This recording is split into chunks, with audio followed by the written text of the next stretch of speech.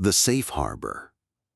The town of Port Blossom, Washington, was Eva's last chance at a life. It was a place that felt like the edge of the world, a windswept collection of houses huddled against a perpetually gray and turbulent sea.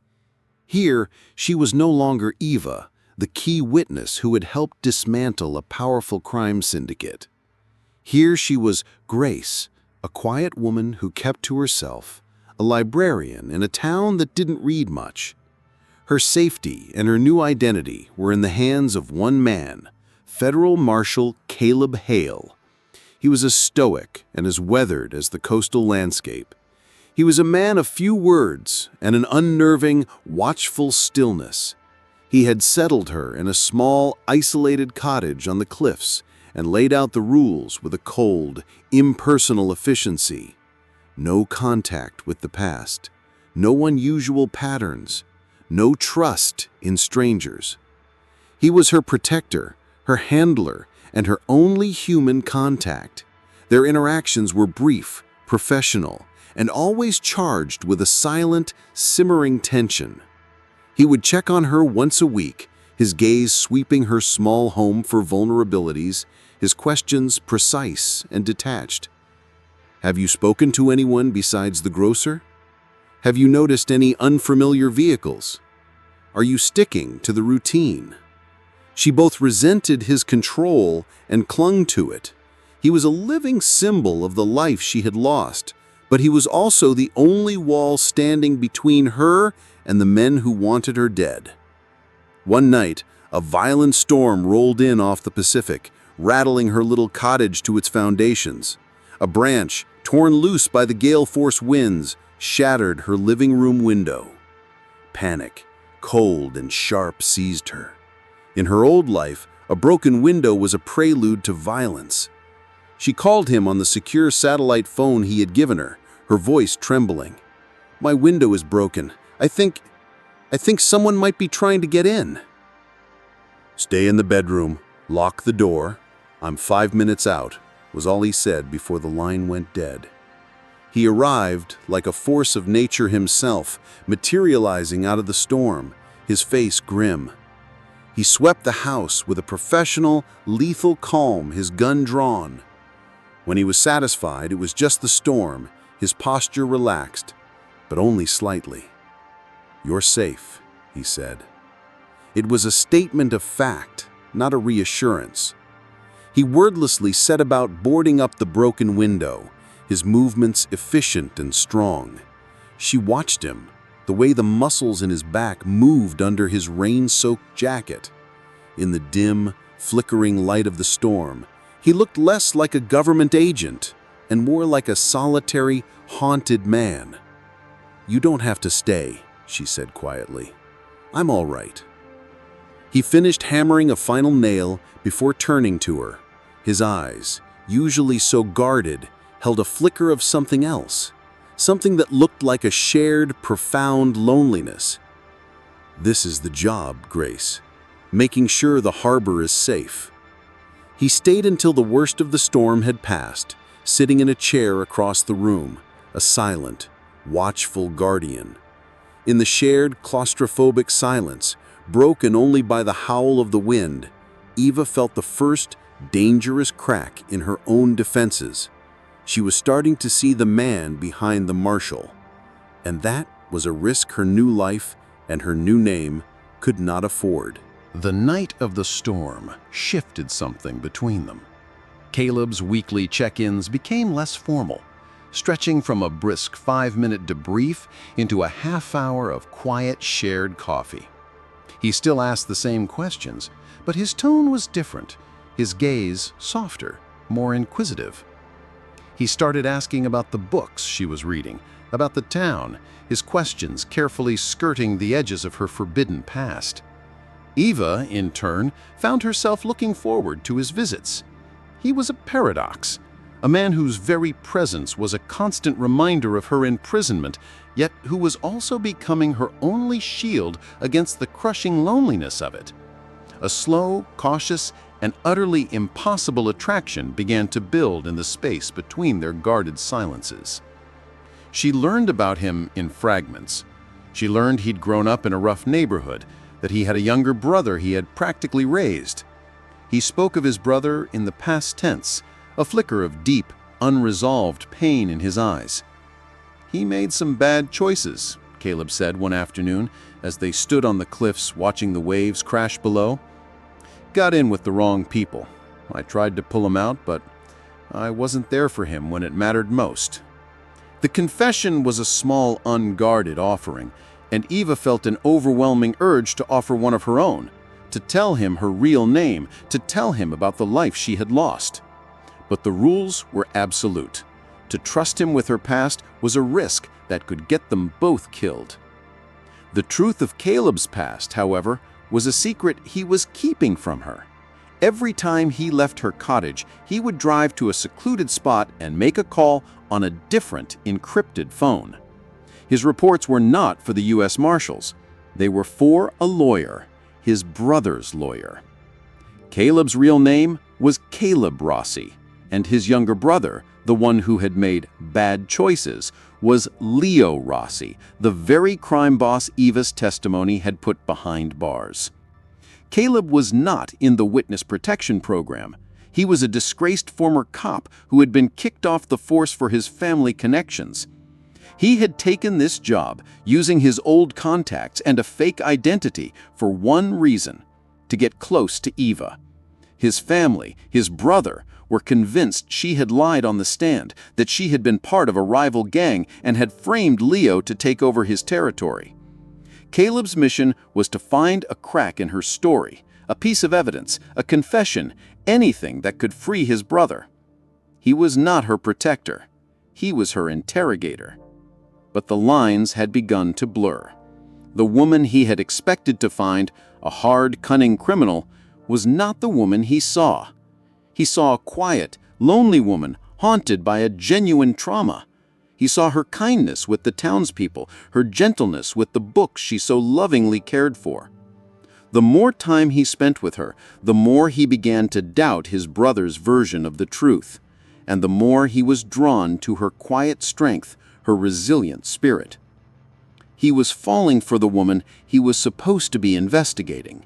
His duty to his family was at war with the feelings she was awakening in him. The first tremor of his collapsing world came in the form of a package that arrived for him at a secure P.O. box. It was from his brother's organization. Inside was a file.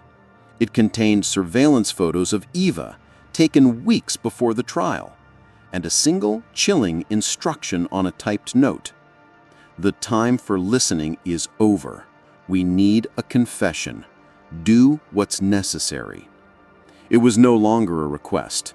It was an order. They were losing patience. They wanted him to stop being her protector and start being her predator. He sat in his car for a long time, the file on the seat beside him. He looked at the photo of Eva, a candid shot of her laughing at a street market in her old life. She looked so full of life, so carefree. It was a woman he had never known, but a woman he was beginning to feel a desperate need to protect. He drove to her cottage. His mind was a storm of conflicting loyalties. He had to push her. He had to break her story, or at least test it. It was the only way to satisfy his family. He found her in the small garden behind her cottage, tending to a patch of struggling herbs. "Grace," he said, his voice harder than he intended, "we need to talk about Chicago, about the night of the shooting. I need you to tell me everything, every detail, from the beginning." She looked up at him, her smile fading as she saw the new cold resolve in his eyes. The friendly marshal was gone, replaced by the interrogator. The fragile trust they had built was about to be put to the test. And Caleb knew, with a sickening certainty, that no matter what she said, the truth he was about to uncover would destroy one of the two worlds he was desperately trying to hold together. They sat in her small, Spartan living room, the air thick with a new professional tension. The comforting intimacy they had built was gone, replaced by the cold, sterile atmosphere of an interrogation room. "Why now?" Eva asked, her arms wrapped around herself, a defensive posture. "I gave my testimony. It's all in the official record." "The official record is what I'm here to verify," Caleb said, his voice flat and detached, a perfect imitation of the federal agent he was pretending to be. Inside, his heart was pounding. Every question he asked felt like a betrayal. Sometimes, in the stress of a formal setting, details get lost. "I need to hear it from you, from the beginning." And so she told him, hesitantly at first, then with a growing, painful momentum, she recounted the night that had destroyed her life. She spoke of her husband, a journalist who had been working on an exposé of Leo Rossi's criminal empire. She spoke of the threats, of their fear, of the night 2 of Rossi's men had broken into their home. She described the chaos, the shouting, the sound of the gunshot. Her voice broke as she described finding her husband's body. The details were raw, visceral, and filled with the unmistakable texture of truth. Caleb listened, his face an impassive mask, but every word she spoke was a hammer blow to the loyalty he held for his brother. The story his family had told him, that Eva was a rival player, that the shooting was a gangland hit she had orchestrated, was crumbling under the weight of her genuine, gut-wrenching grief. He pushed on, his training and his mission forcing him to be ruthless. He asked for specifics, the time, the layout of the room, the exact words that were said. He was looking for inconsistencies, for the cracks that would prove his brother's innocence. "You said you saw the man who gave the order," he said, his voice sharp, "from the window. You identified him in a lineup. Leo Rossi. Are you absolutely certain?" "Yes," she said, her voice shaking but firm. "I saw his face under the streetlight. I will never forget that face."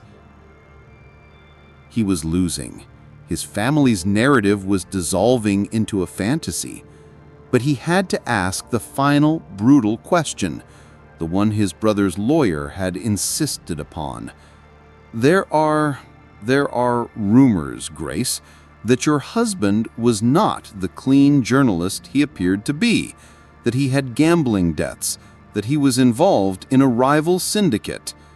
Eva's head snapped up, her eyes blazing with a sudden furious fire. "That's a lie," she hissed. "That is the story Rossi's lawyers tried to sell in court. It's a disgusting, pathetic lie to smear the name of a man they murdered." Her anger was pure, righteous, and utterly convincing. In that moment, Caleb knew. He knew she was telling the truth, and he knew that his brother was not the wronged victim he had believed him to be. He was a murderer. The realization was a silent, internal earthquake, shaking the very foundations of his identity. His entire life had been defined by his role as Leo's protector, by a fierce, misguided family loyalty, and it had all been built on a lie. He stood up, his professional mask finally cracking. The interrogation was over. He couldn't continue. "Thank you," he said, his voice rough. "That's all I need for now."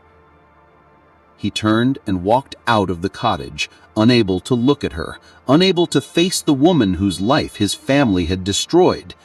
He walked out into the wind and the sea spray, the cold air a welcome shock to his system. He had come to this town to find a truth that would save his brother. Instead, he had found a truth that condemned him.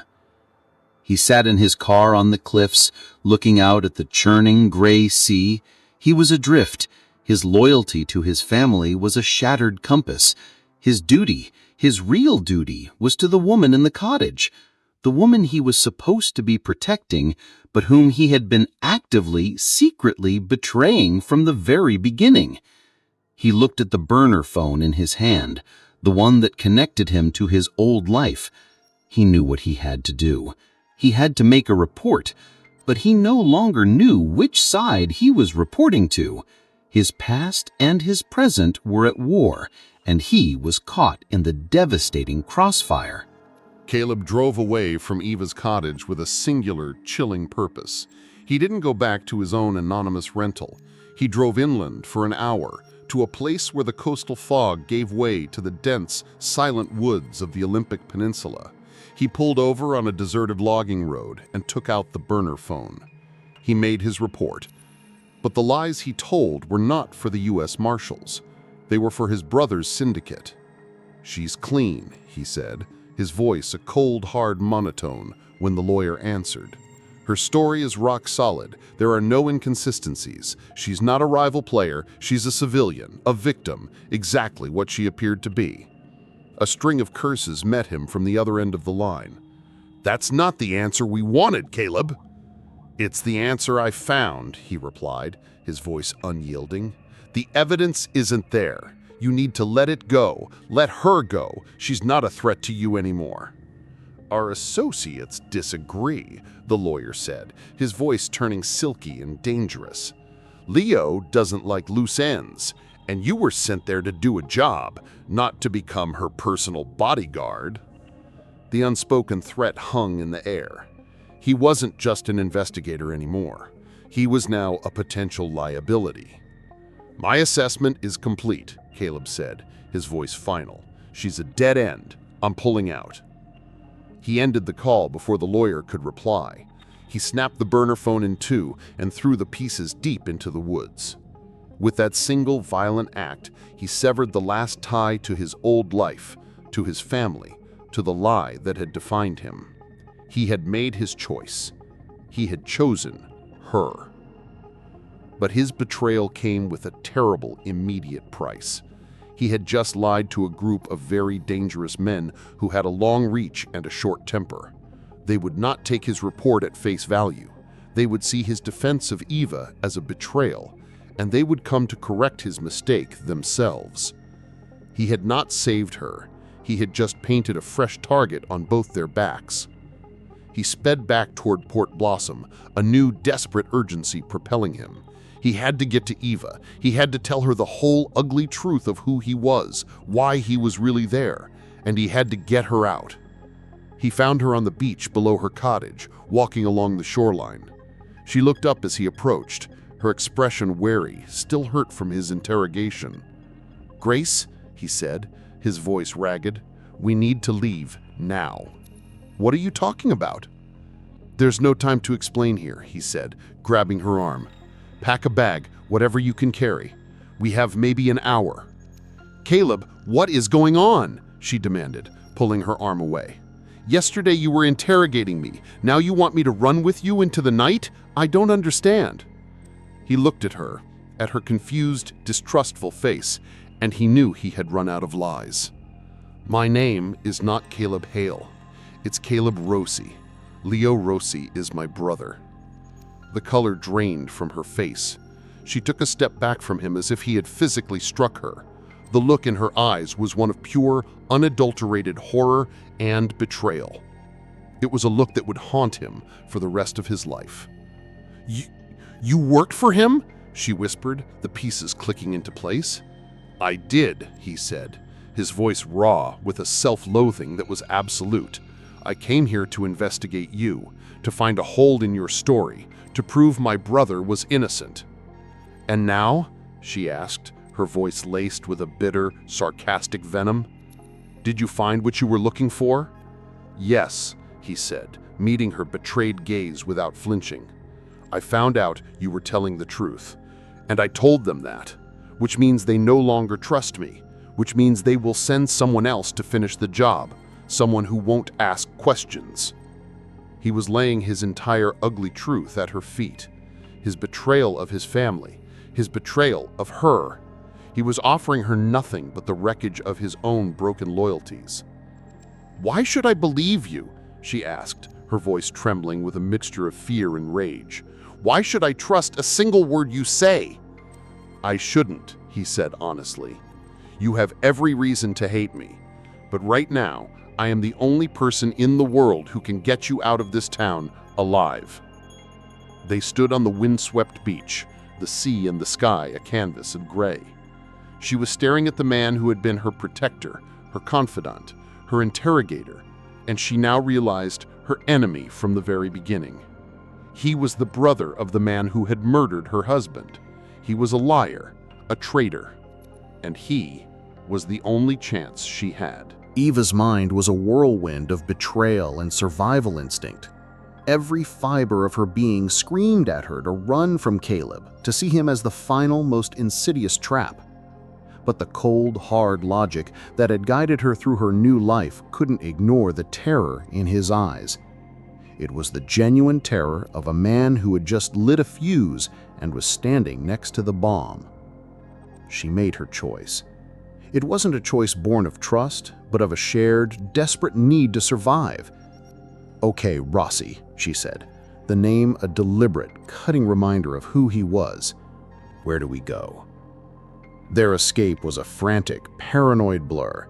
They abandoned her cottage, taking only a single go bag Caleb had prepared.